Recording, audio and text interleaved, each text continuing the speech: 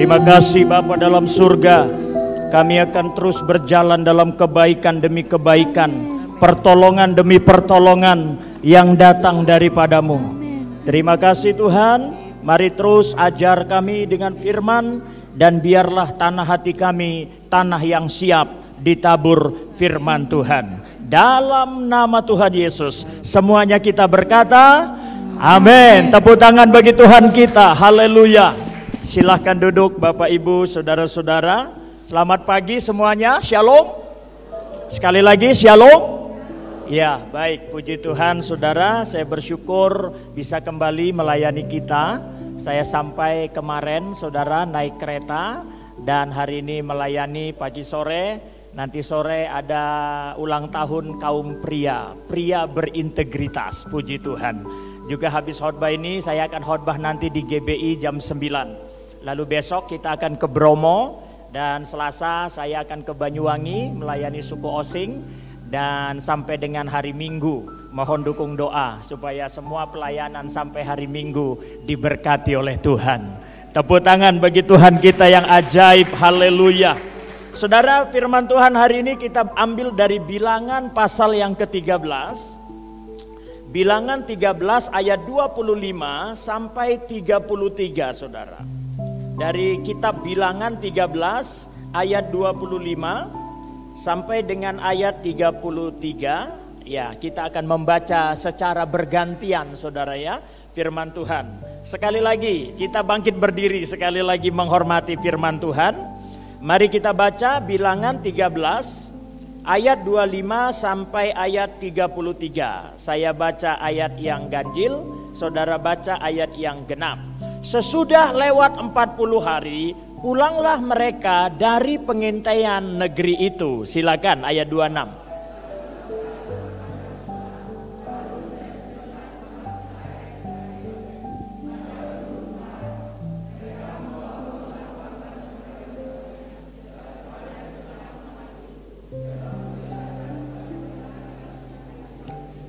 Mereka menceritakan kepadanya, kami sudah masuk ke negeri kemana kau suruh kami. Dan memang negeri itu berlimpah-limpah susu dan madunya.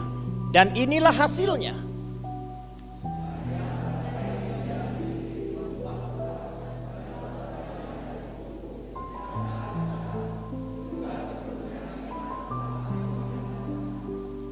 Orang Amalek diam di tanah Negeb, orang Het, orang Yebus, dan orang Amori diam di pegunungan. Orang Kanaan diam di sepanjang laut dan sepanjang tepi sungai Yordan.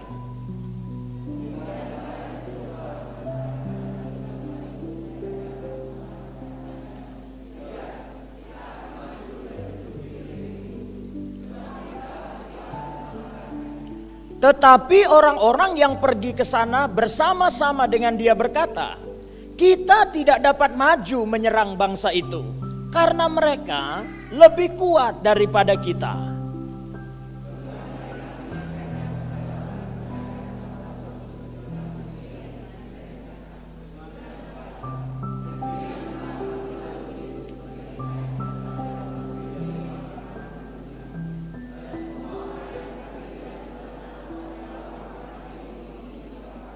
Tiga-tiga bersama-sama.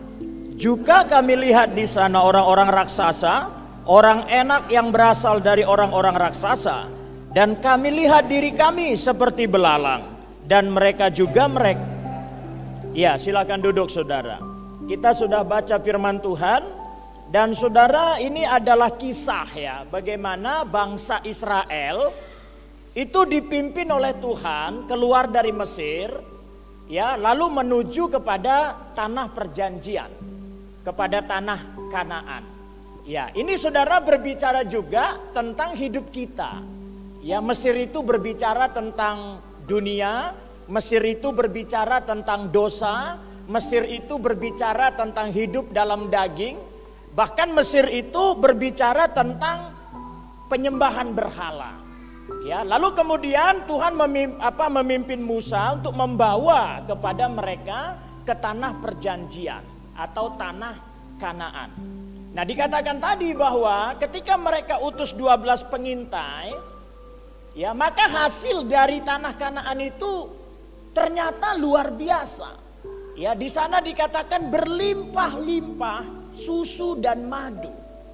Ya, tanah Kanaan itu negeri yang subur, negeri yang indah, negeri yang baik. Ya, jadi ternyata di sini kita bisa lihat bahwa hal pertama, Tuhan itu merencanakan sesuatu yang indah, yang baik. Ada amin? Ya, jadi ternyata Tuhan memimpin umatnya keluar dari Mesir itu mau dibawa kepada satu tanah, satu kehidupan, satu keadaan yang berlimpah-limpah susu dan madu. Luar biasa, saudara. Ya, jadi rencana Tuhan itu bagi setiap umatnya itu ternyata kalau kita lihat dahsyat, luar biasa. Ya, Kanaan itu berbicara tentang hidup dalam berkat Tuhan. Ya, hidup dalam kemurahan Tuhan, bahkan hidup dalam kelimpahan, berlimpah susu dan madu. Ya, jadi Tuhan gak memimpin umatnya kepada hidup yang porak-poranda, kepada hidup yang penuh tekanan, kepada hidup yang penuh kemiskinan, penuh kekurangan, penuh sakit penyakit, penuh dengan sampar. Ternyata tidak, saudara. Ya. Ternyata Tuhan mau memimpin umatnya kepada satu negeri yang berlimpah-limpah. Waduh, saudara dan saya ini mengikuti Tuhan yang sedang memimpin kita kepada hidup yang berlimpah-limpah. Ya, ya, hidup yang berlimpah, hidup yang meluber, hidup yang lebih dari cukup. Karena hati saudara damai, saudara bisa mengalirkan damai. Kalau orang gak berlimpah damai, gak mungkin bisa membawa damai. Kemana-mana bawa ribut, kemana-mana bawa konflik, kemana-mana bawa sakit hati, kemana-mana bawa kepahitan. Orang yang hatinya gak limpah damai, gak mungkin bawa damai. Kita nggak bisa kasih apa yang kita nggak punya. Setiap kali Tuhan mau pakai orang, Tuhan selalu bilang, apa yang ada padamu. Pakai apa yang ada padamu, bukan apa yang tidak ada padamu. Yesus juga berkata, kamu bisa mengasihi orang seperti kamu mengasihi dirimu sendiri. Saudara, Tuhan mau pimpin kita pada satu hidup yang berkelimpahan. Berkelimpahan damai, berkelimpahan sukacita. Ada amin. Berkelimpahan kekuatan rumah tangga, berkelimpahan perekonomian, berkelimpahan secara finansial. Sehingga saudara dan saya bisa menolong orang, bisa menjadi berkat. Haleluya. Jadi kita itu nggak bergumul terus dengan hidup kita, persoalan kita. Saya rindu sekali gereja-gereja atau tantangan-tantangan. Ketika orang yang ditantang bukan lagi siapa saudara yang punya masalah, siapa saudara yang punya persoalan. Ya nggak salah saudara, saya tahu hidup ini dinamis. Jangankan saudara jemaat, kita pendeta juga mengalami dinamika, naik turun, musim demi musim. Kadang kita mengalami ini, kadang itu. Saya tahu ada waktu-waktunya. Jangankan jemaat, pendeta juga perlu didoakan, perlu ditopang, perlu didukung. Tapi secara mayoritas 80% hidup kita itu bukan di seputaran itu. Jadi tantangannya bukan persoalan siapa yang sakit, siapa yang mau diberkati. Kalau 80% hanya itu mentalitas kita, ini berarti kita ada posisi-posisi kehidupan yang lemah, posisi-posisi kehidupan yang terpuruk, yang dikuasai oleh persoalan. Harusnya mulai tantangan kita bukan siapa yang mau diberkati, tapi siapa yang siap jadi berkat. Bukan siapa saudara yang sakit mau kesembuhan, tapi siapa saudara yang pulang dari ibadah ini mau membawa kesembuhan. Melayani lebih baik dari dilayani. Kita memang pasti diberkati, tapi jauh lebih dahsyat kalau kita menjadi berkat. Tepuk tangan bagi Tuhan kita. Haleluya. Ya, jadi saudara, Tuhan punya rencana, Tuhan sedang pimpin kita kepada satu hidup yang berkelimpahan. Percaya ini saudara. Haleluya. Imani ini. Tuhan bawa saudara dan saya keluar dari Mesir. Kita keluar dari dosa. Kita keluar dari kutuk. Luar biasa. Musa memimpin bangsa Israel dengan kuasa Tuhan membelah laut. Tapi Yesus memimpin hidup kita dengan darah yang tertumpah di atas kayu salib. Harga yang lebih mahal, harga yang lebih luar biasa, harga yang lebih dahsyat. Haleluya. Sekarang Yesus memimpin hidup kita. Dulu Musa memimpin Israel, sekarang Yesus langsung memimpin hidup saudara dan saya. Sekarang zaman Roh Kudus langsung memimpin hidup saudara dan saya. Saya percaya, makanya semua orang bisa berurusan dengan Tuhan. Semua orang bisa mendengar suara Tuhan. Semua orang bisa dipakai oleh Tuhan. Semua kita imamat yang rajani, bangsa yang kudus, umat kepilihan Allah, bahkan hamba-hamba Allah. Tuhan pimpin hidup kita sekali lagi menuju tanah perjanjian.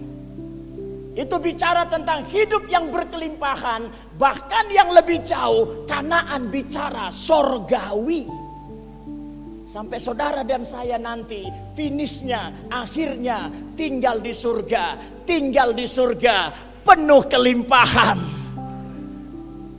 Ya, saya tahu kelimpahan di dunia ini, tadi saya bilang masih ada naik turun, masih ada dinamika. Tapi satu kali kelak kelimpahan yang ada di surga, tinggal di surga bersama dengan Tuhan, satu kelimpahan yang paling sempurna. Haleluya. Ada amin? Itu harapan kita saudara, itu dambaan kita tinggal di surga. Wah, katanya lantainya saja dari emas. Saudara kalau tinggal nanti di surga, itu lantai rumah saudara di surga dari emas. Yang terkecil dari surga lebih besar dari yang terbesar dari dunia. Kalau emas di dunia itu paling mahal saudara. Ukuran kekayaan negara itu berapa banyak emasnya. Ya, makanya saudara dan saya yang punya emas, waduh bangganya luar biasa. Dibikin cincin, dibikin kalung, dibikin gelang, ya kan? Ya? Saudara, emas itu lambang kekayaan dunia. Ya, tapi di surga nanti emas itu jadi lantai. Yang termahal di bumi, termurah di surga. Jadi sekarang saudara yang gak banyak emasnya gak apa-apa. Ya, dan banyak emasnya juga ya jual saja Pak ya. Saudara yang gak punya banyak emas di bumi gak apa-apa. Karena nanti kita berkelimpahan emas di surga sana. Haleluya. Ya, makanya surga itu gak perlu bawa harta, gak perlu bawa uang. Saudara nggak perlu kayak agama lain ya, dia bikin gambar kotak televisi supaya nanti punya televisi di surga katanya. Ya, ada orang yang bawa emas ke surga, wah emas batangan dibawa ke surga, nanti persiapan saya di surga. Begitu dia bawa emas batangan, malaikat lihat, ini sampah siapa ini? Tolong buang katanya. Jadi di surga emas batangan itu kayak sampah saja, kayak keramik yang belum selesai. Saudara kan lagi bangun di sini ya, nanti kalau udah dibangun nih keramiknya kan dipotong-potong tuh. Ya, yang sisanya itu buang saja kata Pak Ari. Di surga juga sama. Kalau emas itu lantainya emas, udah cukup. Jadi orang yang bawa emas saja nggak laku di surga. Ya, pintunya, gerbangnya dari permata luar biasa. Cahayanya dari jubah Tuhan, jubah yang sangat lembut. Nggak ada kepanasan, nggak ada kedinginan, nggak ada mati lampu saudara-saudara. Nggak ada PLN di surga. Jubah Tuhan memberi sinar kemuliaan. Tepuk tangan bagi Tuhan kita saudara-saudara. Ya, jadi luar biasa rencana Tuhan. Ada amin? Tidak rugi kita ikut Tuhan ini saudara. Kita sudah ada di jalan yang tepat. Sudah ada di jalan yang benar. Ya, ikut Tuhan, percaya Tuhan, berpegang pada Tuhan, mengandalkan Tuhan. Sangat tidak salah bangsa Israel dipimpin oleh Musa keluar dari Mesir. Sangat tidak salah saudara percaya Yesus yang sudah mati bagi kita. Karena Tuhan punya rencana indah luar biasa. Imani kelimpahan dalam hidup kita, saudara. Kelimpahan rohani, kelimpahan damai, kelimpahan jiwa, kelimpahan keluarga, kelimpahan kesehatan, kelimpahan keuangan. Semuanya berlimpah-limpah susu dan madu yang Tuhan mau sediakan. Tapi ketika saudara mereka mau memasuki tanah Kanaan yang begitu luar biasa, maka diutuslah pengintai melihat. Jadi Musa berkata, silahkan kalian cek dulu, survei dulu, lihat dulu. Nah, dan memang mereka akui, tadi saya katakan negeri itu negeri yang berkelimpahan. Tetapi kata mereka, ada banyak bangsa-bangsa yang berdiam di negeri tersebut. Ternyata negeri itu tidak tanah kosong. Negeri itu ada orang Het, ada orang Yebus, ada orang Amari, ada orang-orang yang bahkan keturunan raksasa yang mereka temukan. Mereka seperti belalang, orang-orang seperti raksasa. Nah, hal kedua ternyata kita bisa lihat bahwa masuk dalam rencana Tuhan tadi, rencana yang luar biasa tadi, tidak semudah yang dipikirkan. Ternyata tidak seperti membalikkan telapak tangan. Ternyata tidak lenggang kangkung. Ternyata tidak jalan tol. Ternyata tidak begitu mudah masuk negeri itu.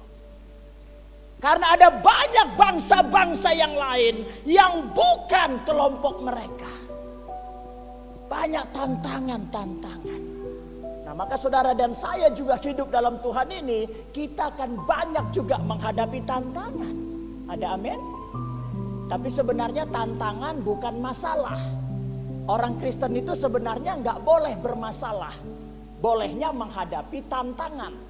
Karena tantangan dan masalah itu wujudnya sama. Namanya persoalan. Tantangan adalah persoalan. Masalah juga adalah persoalan. Jadi wajahnya tantangan sama dengan masalah. Sama bentuknya, sama rasanya. Tapi yang membedakan adalah sumbernya. Mari katakan sumbernya. Lebih keras, sumbernya. Apakah saudara sedang menghadapi masalah atau tantangan? Itu tergantung sumbernya. Bukan tergantung wujudnya. Ada orang kekurangan karena tantangan, ada orang kekurangan karena masalah. Ada orang sakit karena tantangan, ada orang sakit karena masalah. Ada rumah tangga kacau karena tantangan, ada rumah tangga kacau karena masalah. Wujudnya sama, bentuknya sama, rasanya sama, persoalannya sama. Tapi sumbernya berbeda. Saudara dengerin saya khotbah di tempat ini, pinggang saudara bisa sakit gak? Jujur aja, jangan bilang enggak, itu bohong itu. Saya khotbah aja capek, masa yang denger gak capek? Saudara pergi ke gereja ngeluarin uang gak? Ngeluarin uang gak?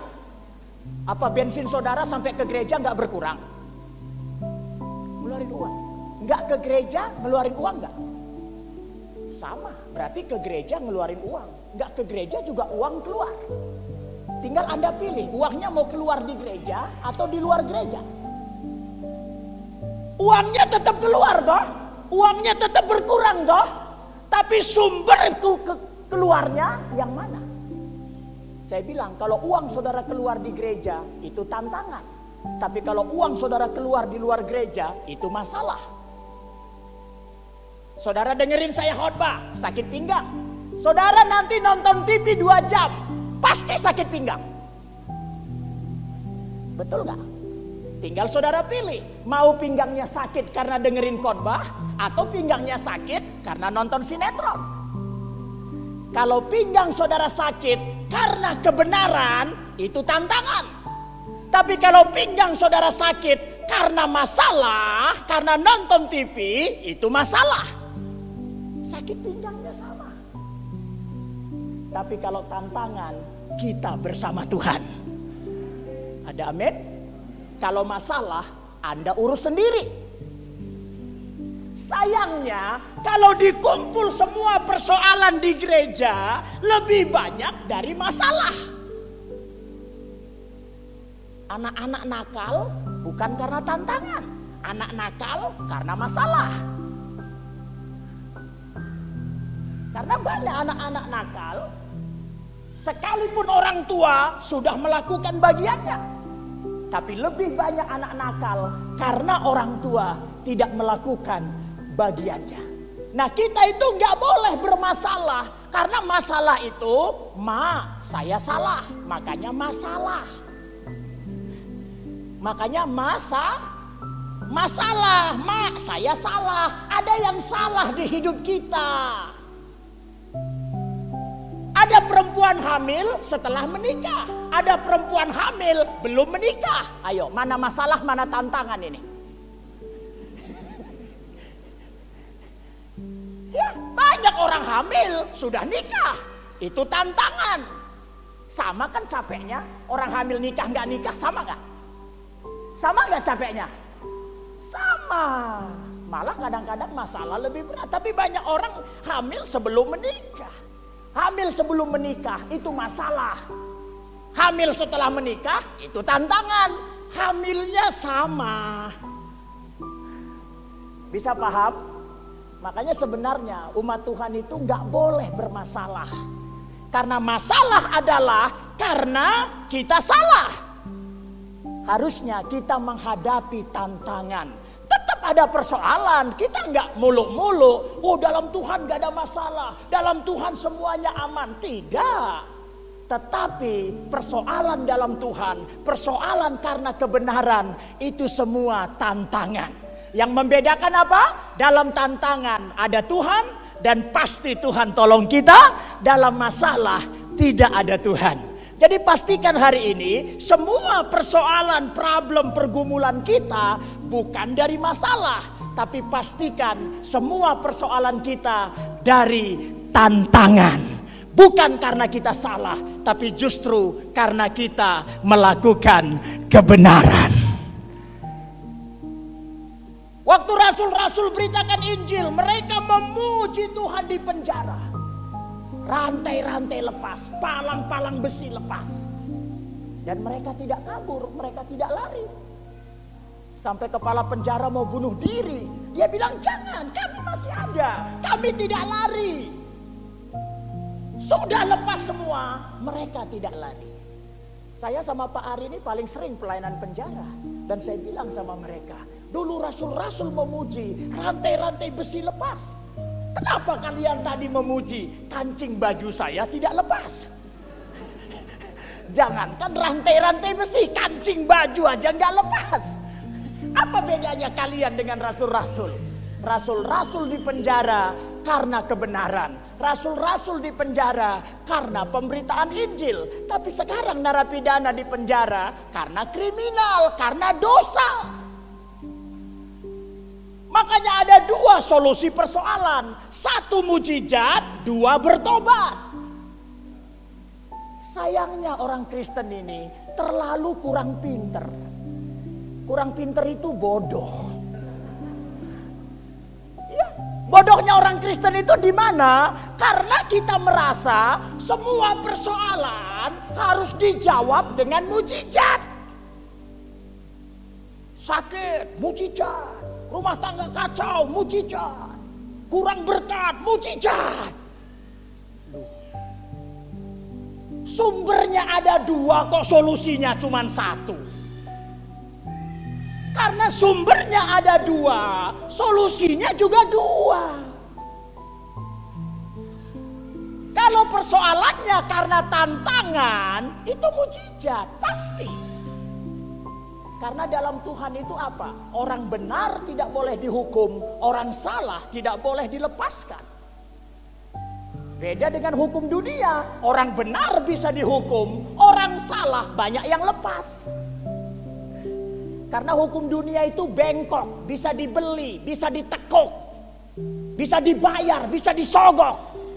Tapi kalau surga, hukum surga nggak bisa ditekuk, nggak bisa dibeli, nggak bisa dibengkok. Surga itu lurus. Amin. Makanya Yesus itu bangkit. Kenapa Yesus bangkit? Kok semua orang malang yang mati nggak ada yang bangkit? Pernah nenek saudara bangkit? Maka bangkitlah nenek saya dan kami makan rawon bersama-sama. Karena Yesus mati bukan karena dosanya. Yesus mati bukan karena kesalahannya. Manusia mati karena dosanya. Makanya maut tidak bisa tahan Yesus. Yesus bukan karena dosanya. Dia orang benar. Orang benar gak boleh mati.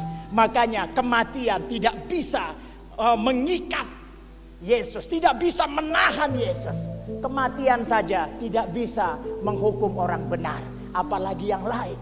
Jadi dalam Tuhan orang benar tidak bisa dihukum, tapi waktu yang sama orang salah tidak boleh dilepaskan. Makanya dibilang kalau Tuhan buka pintu nggak ada yang bisa tutup, tapi kalau Tuhan yang tutup nggak ada yang bisa buka. Ya, makanya saudara-saudara, dalam Tuhan itu ya dia apa adanya, hukumnya lurus. Kalau saudara dan saya persoalan karena benar, saya percaya jangankan keadaan, setan saja tidak bisa kuasai orang benar. Ya, setan saja nggak bisa berkutik kepada orang benar. Tapi sekali lagi orang salah tidak bisa dilepaskan. Firman berkata dia setia dan adil. Makanya kalau persoalan kita karena tantangan, pasti ada mujizat. Tapi kalau persoalan kita karena masalah, ayo bertobat. Ada amin? Ya, kalau anak kita nggak sesuai, coba cek. Ini karena kita yang kurang melakukan bagian, atau memang karena besarnya pengaruh lingkungan. Ya, kalau anak itu kita tahu karena kita kurang melakukan bagian, ayo kita bertobat. Ayo kita melakukan bagian kita. Ada orang keuangannya sulit. Apakah karena memang itu tantangan? Siapa di sini yang uangnya berkurang karena memberi? Siapa di sini yang uangnya berkurang karena menolong orang? Siapa di sini yang miskin karena nyumbang gereja? Apakah ada? Kalau orang itu berkurang karena kebenaran, saudara bisa klaim mujizat keuangan. Tapi kalau keuangan kita kurang karena salah, karena penggunaan tidak benar, karena pengelolaannya tidak baik, kita karena justru karena pelit, karena tidak jadi berkat, nggak pernah tolong orang, itu berarti kita harus bertobat. Kita nggak masuk pada sistem keuangan yang sebenarnya. Nah, jadi saudara, kita tidak boleh bermasalah, tapi kita menghadapi tantangan. Tapi sekali lagi, kalau saudara tahu ada persoalan saudara, ini karena masalah, ini karena saya salah, ini karena saya lalai, ini karena masih ada dosa, kita bertobat. Ada amin? Kita bertobat. Persembahan terbaik hati yang hancur.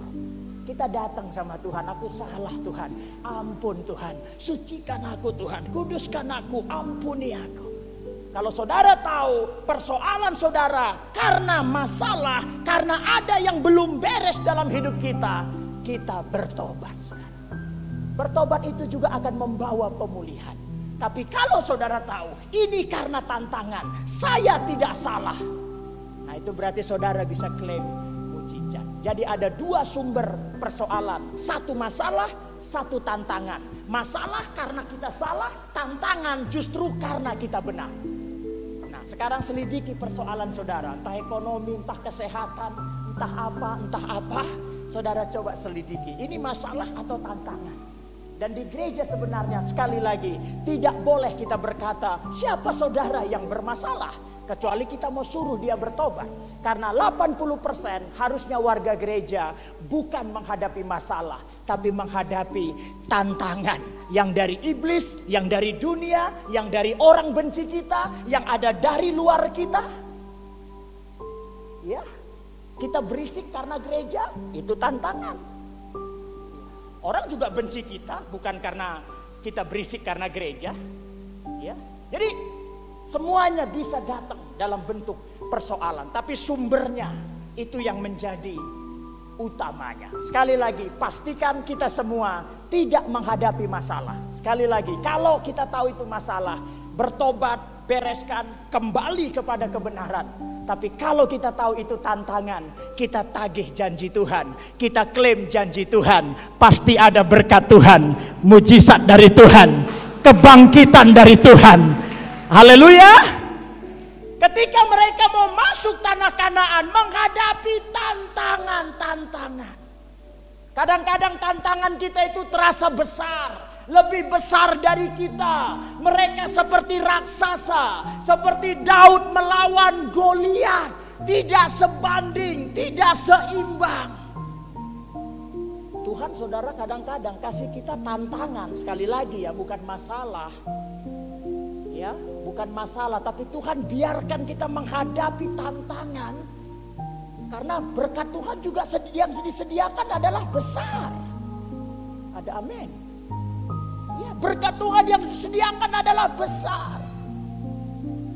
Ya, walaupun sebesar apapun tantangan kita, pasti tidak sebesar Yesus. Karena ancaman persoalan kita tidak sampai ke titik nyawa.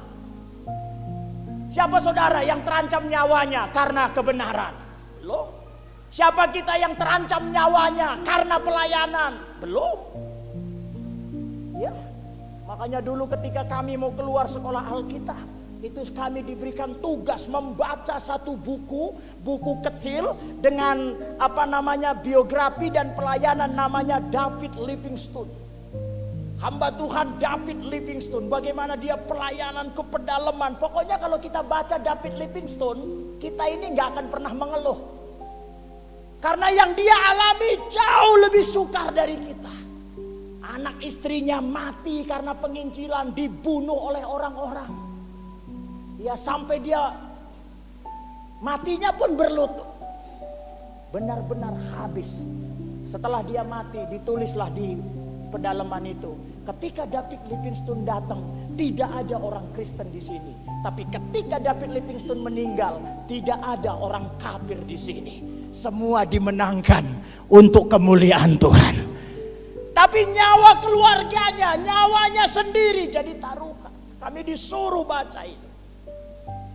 Supaya kita jadi hamba Tuhan itu nggak gampang ngeluh, nggak gampang capek, nggak gampang tawar, tahan banting. Amin. Dan harusnya bukan hanya kami hamba Tuhan, saudara jemaat Tuhan juga harusnya baca David Livingstone. Supaya jadi jemaat nggak gampang ngeluh. Baru capek ngeluh, baru waktu ngeluh, baru uang ngeluh.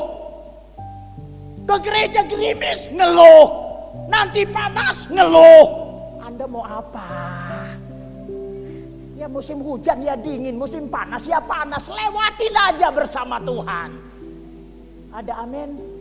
Ketika mau ke gereja gerimis, doa, Tuhan tambah kerikil sedikit, nggak apa-apa.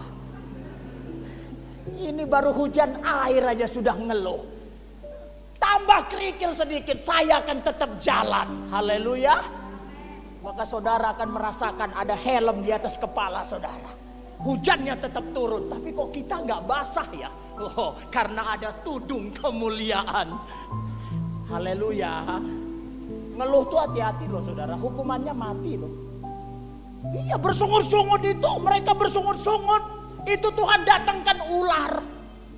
Makanya saudara yang suka bersungut-sungut nggak ketemu berkat, ketemunya ular. Makanya jangan mengeluh, ada amin? Ada amin? Jangan bersungut-sungut. Ya, karena itu mematikan, membunuh berkat kita, membunuh rencana Tuhan. Orang yang suka mengeluh nggak bisa jalan sama Tuhan. Coba saudara punya pegawai, tiap hari ngeluh aja. Lama-lama juga kita pecat, ya sudah gulung tikar pulang. Tiap hari kok ngeluh. Saudara kalau jadi bos juga nggak suka karyawan yang ngeluh. Kalau jadi nyonya nggak suka punya pembantu yang mengeluh. Ya pendeta juga sama. Kita nggak suka sama jemaat yang sukanya ngeluh aja. Nolong enggak, ngeluh iya. Saudara kalau nggak bantu pikul salib orang, minimal jangan dudukin salib itu. Saudara sudah nggak bantu orang, duduk lagi di atas salib orang, berat-beratin. Hidup ini jangan berat-beratin orang. Kalau nggak nolong orang, paling nggak jangan berat-beratin orang. Karena 80% para pengintai itu berat-beratin. Nggak mungkin maju, mereka gede-gede, kita pasti kalah. Kita kayak belalang. Kamu jangankan ditinju, kamu disentil saja sudah jatuh. Karena dibilang mereka bahkan bukan kabar buruk, kabar busuk. Yang mereka sampaikan bukan hanya kabar buruk, lebih buruk dari yang buruk. Alkitab jadi tulis kabar busuk. Dia berat-beratin, bukan nyemangatin. Ya, makanya saudara ini biar pengkhotbah saudara semangat, coba jangan berat-beratin. Amin gak ini? Makanya kalau Pak Ari khotbah, yes, haleluya, amin. Jangan kita semangat. Ini berat-beratin. Worship leader menyanyi, saudara harusnya semangatin.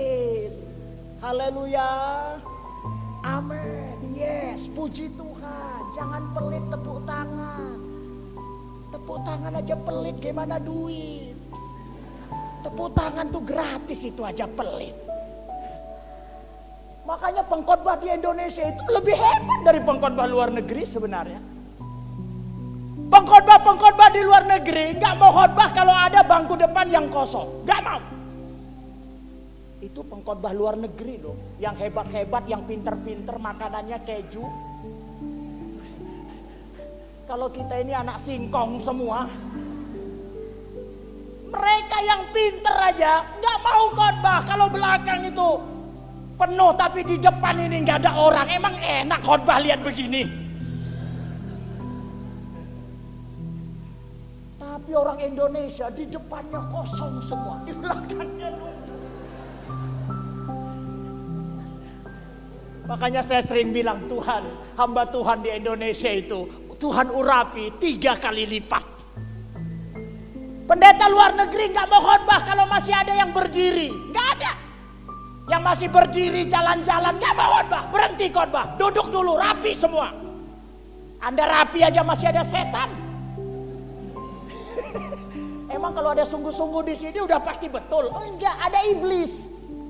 Apalagi kita bantu setan, kita jadi satu komplotan sama setannya. Udah ada setan ngantuk, udah ada setan jalan-jalan, udah ada setan nggak fokus. Biarlah musuh kita cuman setan. Jangan sikap kita pun menjadi musuh kita. Sikap kita mengurangi berkat kita. Ini bukan ibadah Pak Ari, ini bukan ibadah Petrus Tarigan, ini ibadah kita bersama. Kalau ibadah ini indah, semua merasakan. Kalau ibadah semangat, semua diberkati. Tapi kalau ibadah kita loyo, semua juga merasakan. Makanya support WL kita, support pengkhotbah kita, support kantong kolekte kita. Oh haleluya. Saudara setuju? Oh aminnya kok agak lowbat. Ya, kita semua perlu semangat. Ya jangan banyak memberikan seperti 80%. Kabar busuk, kabar yang melemahkan. Dulu waktu saya mau jadi hamba Tuhan, ada teman yang bilang, oh kamu kan hamba Tuhan. Hamba Tuhan itu hidupnya nggak jelas. Makan apa? Saya pikir makan apa ya? Ya makan nasi lah. Iya kan? Kalau di Bandung ya makan lalapan. Kalau di Malang ya makan rawon Ibu Karmiati. Iya kan? Iya kan? Karena nggak ada yang ngajak ke Nguling, jadi ya ke warung ibu aja lah. Walaupun ke Nguling, rawonnya Ibu Karmiati tetap the best. Haleluya. Karena begitu saya makan rawonnya Ibu Karmiati, selain enak, saya merasa jadi panjang umur. Karena dia masak sambil berdoa. Ya Maunya makan nasi, tapi banyak orang yang nakut-nakutin. Anakmu jangan 3 tahun, nanti sekolahnya mahal. Pas yang satu masuk SMP, yang satu masuk SMA. Oh, jadi bikin anak mesti diatur ya. Banyak yang takut-takutin. Dulu saya agak takut juga nih jadi hamba Tuhan, nikah apa enggak, makan apa enggak. Ini orang kok bukan semangatin malah nakut-nakutin. Tapi sampai sekarang saya jadi hamba Tuhan full time dari 96. Sekarang 2022, sudah berapa tahun itu? 26 tahun ya. Jadi 26 tahun saya jadi hamba Tuhan full time. Tidak kerja, tidak bisnis. Hidup dari kemurahan Tuhan. Makan nasi itu. Saya nggak pernah, mari kita Tuhan berkati kerikil ini. Saya nggak pernah pimpin doa di rumah. Tuhan berkati lumpur-lumpur yang akan kami makan. Kami nggak pernah doa piring kosong, nggak pernah. Tetap makan nasi, ada yang dimakan. Tetap ada perempuan yang suka sama saya. Tetap ada, dia tersesat di jalan yang benar. Iya, istri saya itu tersesat sebenarnya, menyukai saya. Ya, tapi sesatnya itu di jalan yang benar. Dan itu lebih bagus daripada Anda benar di jalan yang sesat. Jangan sampai saudara benar-benar di jalan yang sesat, benar-benar tersesat. Jangan. Lebih baik tersesat tapi di jalan yang benar. Ya, mungkin hari ini juga saudara belum terlalu ngerti Yesus, belum terlalu ngerti firman, nggak apa-apa. Tapi sudah benar karena ke gereja. Ada amin? Emang saudara sudah paham semua? Enggak juga. Kadang-kadang ini maksudnya apa ya? Ini kok nggak ngerti ya? Orang tersesat itu kan bingung. Ini masa sih seperti ini? Tapi saudara nggak apa-apa, tersesat di jalan yang benar. Saudara pernah nggak lewatin satu gang yang saudara nggak tahu, yang saudara nggak hafal, tapi tiba-tiba keluar dekat dengan tujuan saudara? Loh, keluarnya di sini ya, kok malah dekat rumah ya? Saya dulu waktu baru pindah ke rumah saya, lewatin satu jalan itu, kita pikir nyasar, ternyata dari situ lebih dekat ke rumah kami. Jadi kadang kita bisa tersesat, tapi di jalan yang benar. Dan jangan sampai saudara benar di jalan yang sesat. Ya, sampai mana tadi khotbahnya? Ya, jadi saudara, ya kita jangan menambah kabar-kabar yang busuk ya. Ya, jangan sampai kita menambah persoalan yang dibuat-buat, persoalan yang dibesar-besarkan, persoalan yang dibikin ada, yang dibikin jadi, hal-hal yang gak prinsip jadi persoalan. Jangan. Ya, kadang-kadang di gereja itu banyak hal-hal yang gak prinsip jadi persoalan makanan lah. Coba lihat kalau panitia, kalau Natal, itu jarang yang ribut karena jiwa baru, itu jarang. Pernah nggak kita berantem karena nggak ada jiwa baru? Jarang itu. Bahkan kalau setiap habis kebaktian, saya kemarin habis ibadah di mana-mana di minggu, ada nggak jemaat yang baru? Saya nggak tahu, nanti ditanya ada nggak yang baru datang? Lalu nggak ada yang datang. Nah, itu yang mimpin pengumuman bilang, oh semua jemaat yang setia. Kenapa sih nggak dibilang semua jemaat yang pemalas? Ya, karena satu sisi memang setia, dia hadir. Tapi nggak ada jiwa baru, itu juga malas toh. Iya kan? Jadi kadang-kadang setia dan pemalas itu mirip. Intinya nggak ada orang baru, tapi seringkali jemaat yang setia. Kali-kali bilang lah ya, jemaat jangan terlalu malas. Coba jangkau orang, ajak orang, biar bangku kita penuh semuanya. Nama Tuhan pasti semakin dipermuliakan. Haleluya. Ada amin? Jangan seperti 80% orang tadi yang kabar buruk, kabar busuk. Kita ribut karena hal yang gak prinsip. Karena makanan kita ribut, karena kostum kita ribut, karena musik kita ribut, ngotot. Bahkan ada panitia, mereka ribut karena warna lilin. Warna lilin jadi sumber keributan. Ada yang bilang warnanya mulai merah, kita mulai improvisasi. Ada yang bilang enggak, putih itu lambang suci. Jangan ubah-ubah warna. Merah atau putih jadi ribut.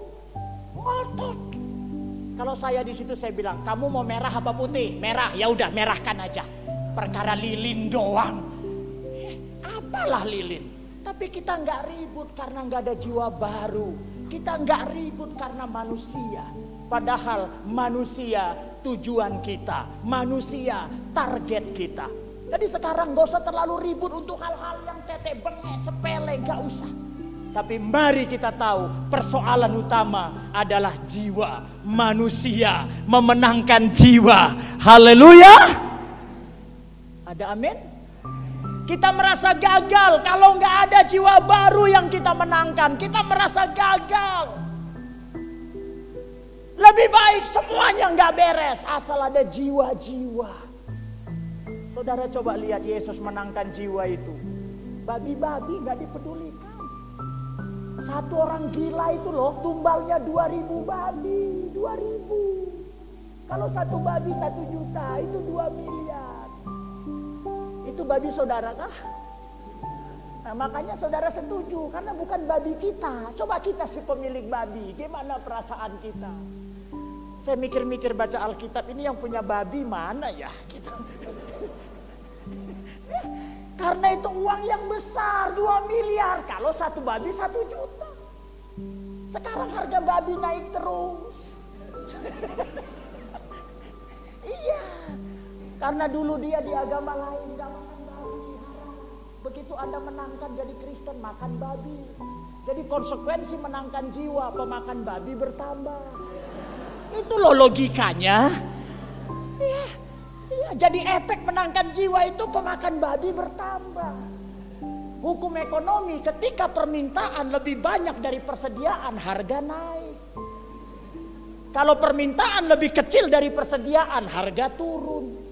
Jadi kalau ada harga naik berarti yang nyari banyak, barangnya sedikit, harga naik. Kayak kemarin G20 di Bali, semua harga hotel naik karena permintaan banyak.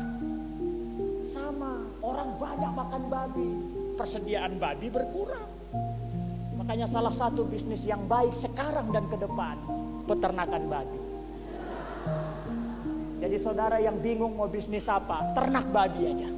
Saya yakin babi saudara akan laku keras. Saya ini nggak omong kosong saudara. Ada 2 pengusaha Kristen yang saya kenal. Terakhir kemarin saya khotbah di Bandung.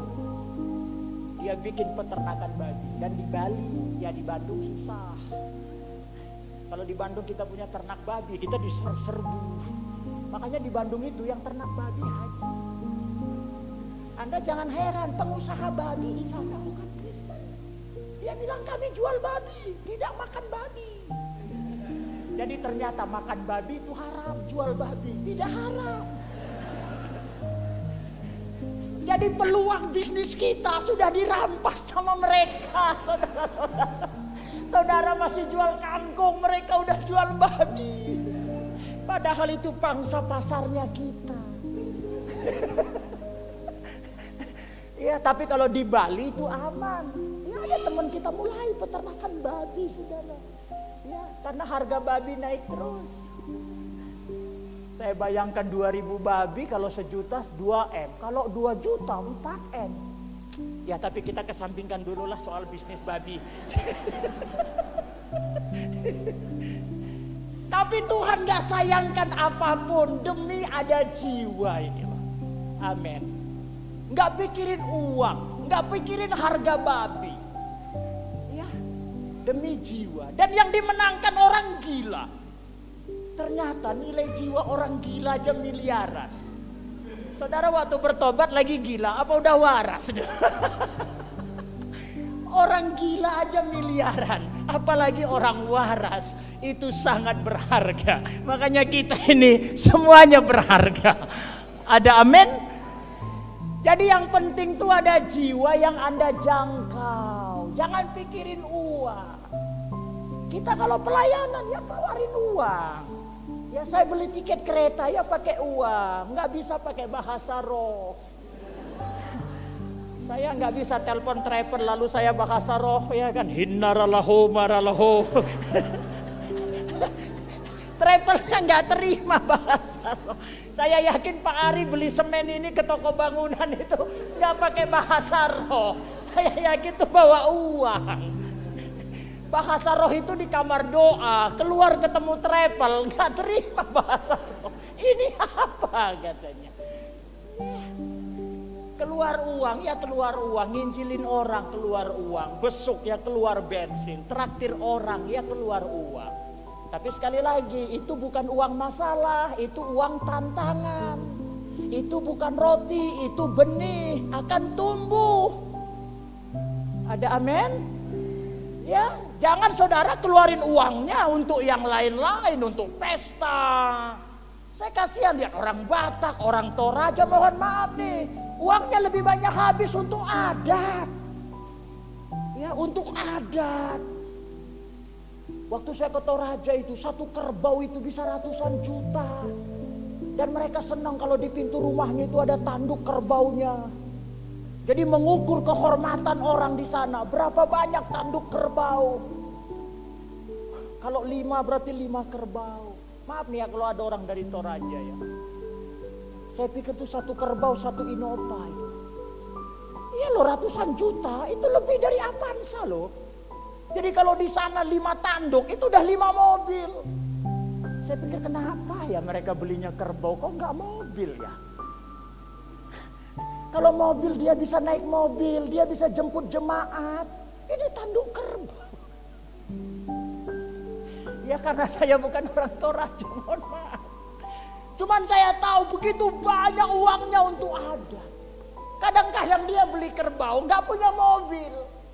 Bisa beli kerbau, dia nggak punya mobil, rumahnya biasa.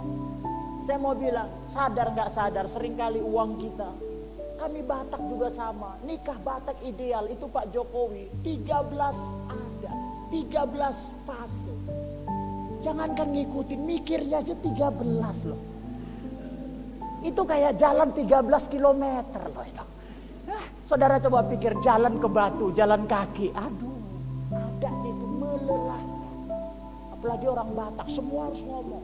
Gak boleh satu gak ngomong. Itu jadi omongan seumur hidup. Jadi berapa banyak paman, berapa banyak bibi, berapa banyak ipar, ngomong semua. Pagi sampai malam. Nanti kebaktian ditutup 30 menit terakhir. Orang ngomong udah. Seharian ngomongin dunia, 30 menit ngomongin Tuhan. Itu pun dipesan sama pendetanya. Jangan lama-lama khotbahnya Pak Pendeta. Udah capek semua. Kalau saya pendetanya, capeknya karena apa? Karena firman atau adat? Karena adat. Bertobat. Tapi itulah yang terjadi, saudara. Itu yang terjadi. Bahkan orang Kristen itu banyak ditipu oleh iblis. Mari saudara, sederhanakan saja hidup ini. Sederhanakan semuanya. Kita di kota juga enggak usah pelihara kemewahan, enggak usah. Walaupun Anda kaya. Karena yang kami tanyakan bukan berapa banyak Anda makan di restoran, berapa banyak. Ya, ada anak Tuhan yang posting, dia makan ini 700.000. Jadi dia posting di Instagram, dia makan ikan 1 potong 700.000. Yang pertama, kita cuma tahu, toh kita nggak ikut makan. Kita tahu, oh ada ikan harganya 700.000. Apa Anda makan? Enggak, lihat gambarnya doang, dia yang makan. Yang kedua, apa efek rohaninya? 700.000 kalau Pak Ari beli nasi bungkus ke penjara, itu sudah bisa mencret-mencret mereka, saking banyaknya.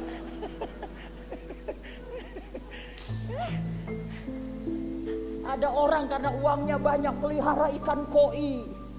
Saya pernah ke rumah orang Kristen, memang kaya, rumahnya besar. Saking kayanya punya koordinator pembantu rumah tangga.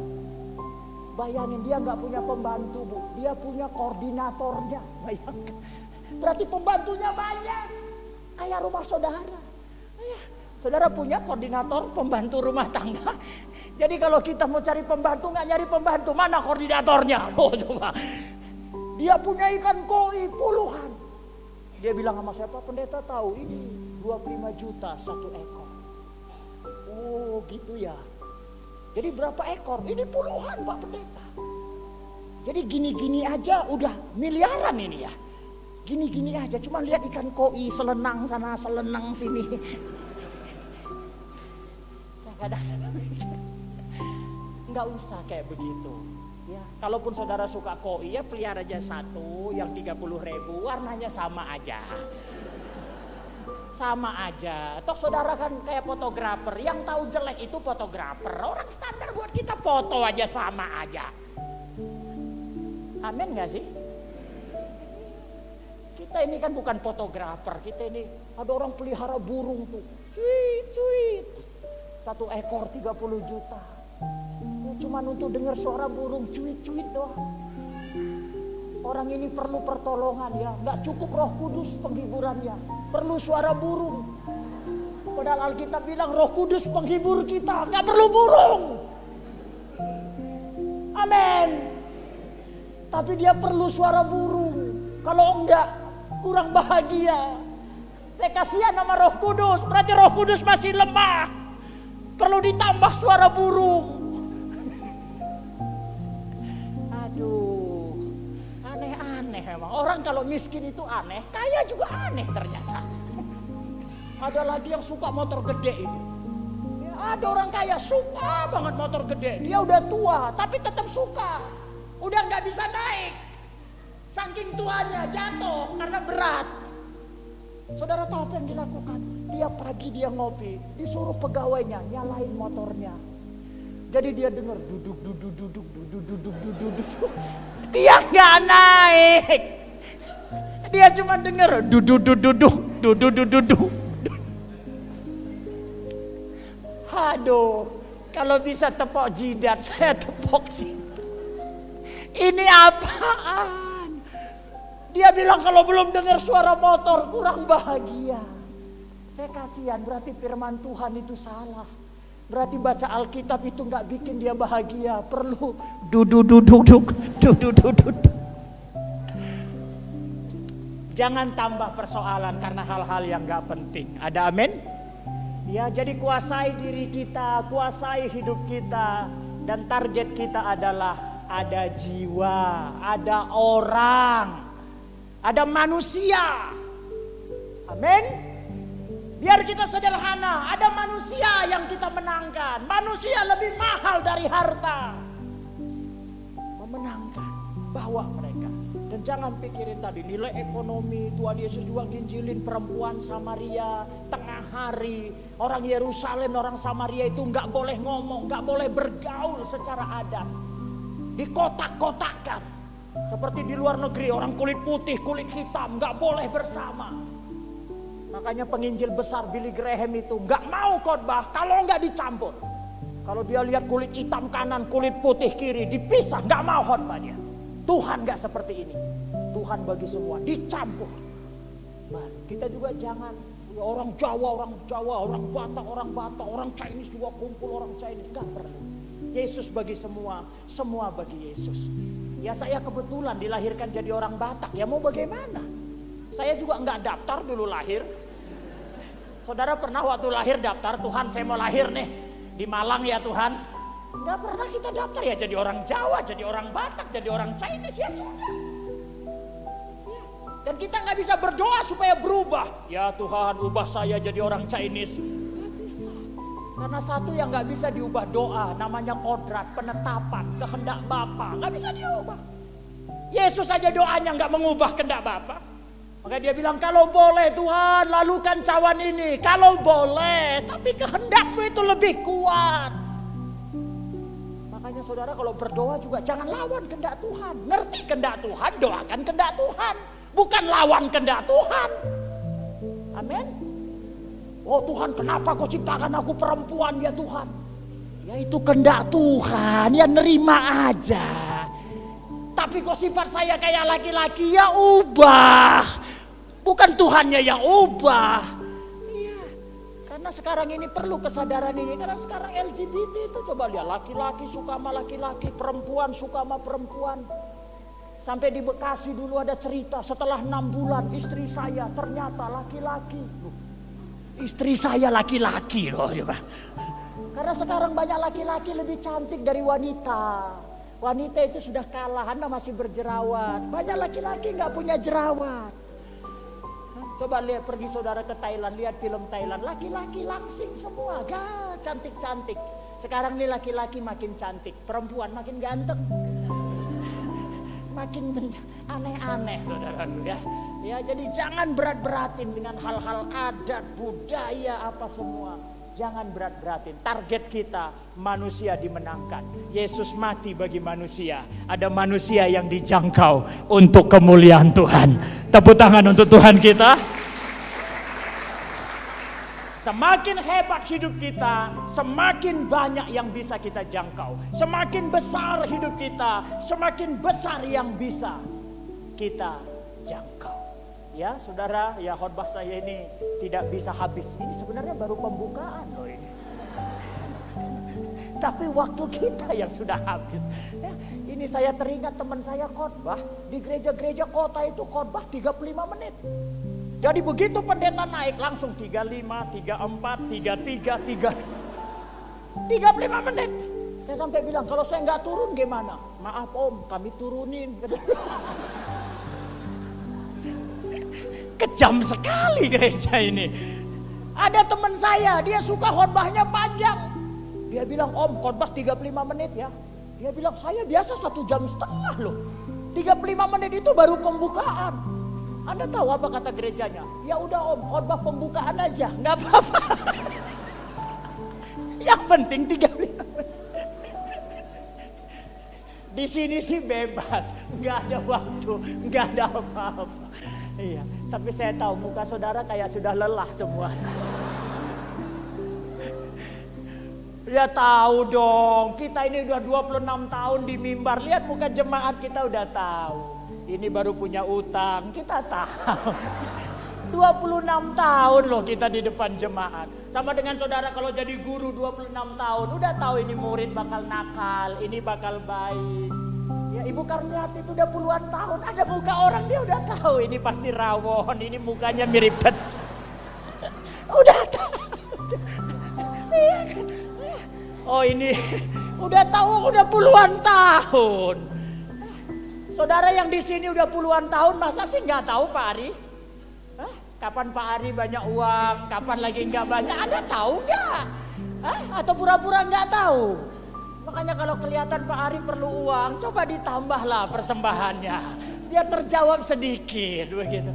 Ya artinya kita tahu, gitu kan? Saudara 26 tahun di Malang, masa nggak tahu jalan Dieng di mana? Oh aneh kalau ada orang 26 tahun nggak tahu di mana jalan Kawi gitu. Masa nggak tahu Langsep? Oh mungkin 26 tahun, ini mungkin baru 2 hari. Kalau saudara sudah 26 tahun, jangankan jalan besar, jalan tikusnya Anda tahu. Jangankan jalan tikus, jalan semut, jalan lalat, cacing-cacing lewat mana. Anda tahu, karena udah puluhan tahun, amin.